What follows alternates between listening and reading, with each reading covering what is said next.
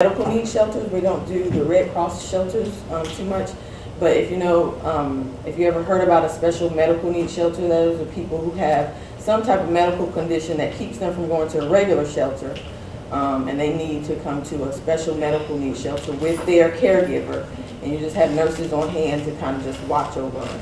And during the ice and the snow that we had recently, we had one open up at Richland Hospital. We didn't have any patients, but people were asking about them, so they went ahead and opened them. So,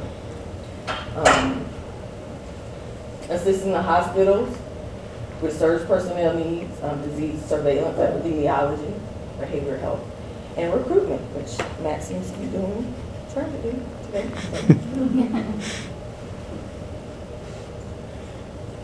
Volunteer training. We ask that the MRC volunteers have some required training. The required training that we ask is the incident command systems, 100, 200, and 700. Like I said, those are all online. If you were to sign up, you can take those. You would be sent a CD, and you can take those courses online. And you can take them at your own pace. If you want to take them all in one day, good for you, go ahead. I didn't. Those are the only required trainings that we ask of you. Orientation, which this is given through in orientation, the same PowerPoint. There's some other trainings that I'll send out, and you can decide to use them or take them as you wish. We had a mass fatality training back in November. We had a chief deputy come out and talk to us about his experience about dealing with mass fatalities and things like that. And I wish he would have hit on a little bit more about what MRC could do. He gave a really good presentation, gave a lot of information about what he's encountered, so it was a good presentation. What I took from that was you never know what you come across. Yeah, you never know. He gave us a lot of information. It was,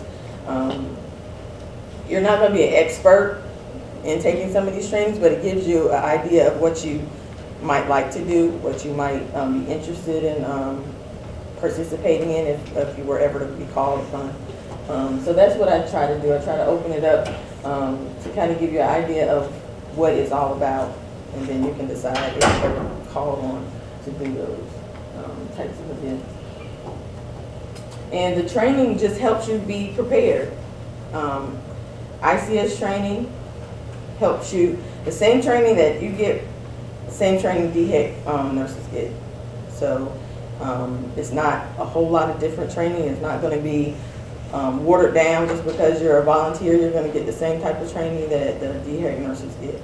So everybody will have the same information, the same way to respond to the emergency. And that's just a breakdown. At the bottom, we have bloodborne pathogen and HIPAA, and it has to be DHEC. I try to get around that. They won't let me. Because I know if you work in a health agency, you probably have your health agency's bloodborne pathogen and HIPAA, but because DHEC uses different needles, that's what I've been told. DHEC may use different equipment, so you have to get trained and get information about how DHEC uses theirs. So. And that's just a couple pictures from our mass fatality training. Right? I don't know if this is my last one or I think I have one more. But who can name at least 3 professionals who can volunteer with the MRC? What type of professionals did I name in that list that can volunteer with the MRC? Drivers, interpreters, and pastors. Pastors, and what was your other one? Drivers. Drivers, yep. All kind of people. You probably could name a pilot, and he probably could, you know, for whatever reason he could, I'm sure he would have something to contribute, you know. He can fly a plane if we need him to fly a plane, so just about anybody. There are some required immunizations that DHEC wants volunteers to have. A tuberculin skin test. DHEC requires that you have a 2-step, which means you have to have one, then come back and have another one done. in like 7 days. That's a DHEC requirement. I've tried to get around that as well, but they won't allow me. Hepatitis B, MMR, TAP, varicella, and influenza. If you're going to work a flu clinic, they will provide one free of charge at DHEC. And they'll also do the skin tests free of charge as well. But the other ones, DHEC will charge you if you are in need of that. If you don't have proof, you can't go to your. How are volunteers notified to respond to an incident? All volunteers must be registered in SC Serve, and that's our database that our volunteers register through. In the event of a disaster, we would go through the SC Serve system. I've been trying to do a test run and it has failed on me both times. So what I've just done is emailed our volunteers to help out with the event. Like Saturday, I just sent an email and then they told me, because sometimes this works, sometimes it doesn't. And the last 2 times I tried, it didn't work. So, but whatever numbers that you put into your SC Serve registration, if you put your home phone, your cell phone, an email, a fax number, it's going to try to reach you by all those communication techniques.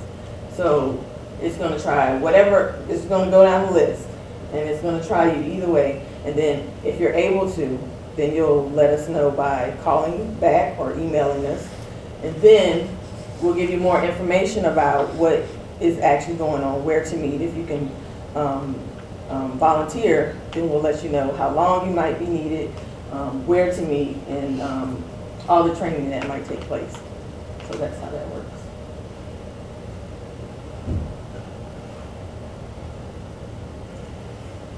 Why volunteer? These are just some of the reasons some people volunteer. Help the community in a time of need, raise community awareness, gain essential emergency training, develop new skills, obtain real-life emergency experience, make a difference in your community. And Matt even said, even for Saturday, meeting other people and networking. You never know who you might run into at one of these events when you volunteer. And that might be a job opportunity or something like that. So there's a whole lot of different reasons. You might have different reasons for wanting to volunteer. So volunteers are protected from legal liability under the Federal Volunteer Protection Act of 1997. People who volunteer for governmental entities cannot be held liable for any harm that they may cause while engaged in a volunteer activity, as long as you didn't do it on purpose. You know, gross or reckless misconduct, or operation of a motor vehicle. So you would be covered. If something was to happen accidentally, nothing could happen to you because of this law. And every time that you respond to an event, you would sign a volunteer agreement, and it has all that stuff in there. Legal issues for volunteers. South Carolina Region 3 MRC volunteers are considered DHEC volunteers when activated and are provided liability protection through the agency. So, for instance, I had a Red Cross partner come to me and ask, well, can we use some of your volunteers? I can ask the volunteers if they would like to help out at that time with your agency, but you will no longer be covered under DHEC if you volunteer with Red Cross. You will then fall under their auspices and under their responsibility, and then DHEC would not be involved with that anymore. DHEC usually calls their volunteers, whenever DHEC gets involved in an activity or an event, that's when we call our MRC volunteers, and that's when you will fall under that liability.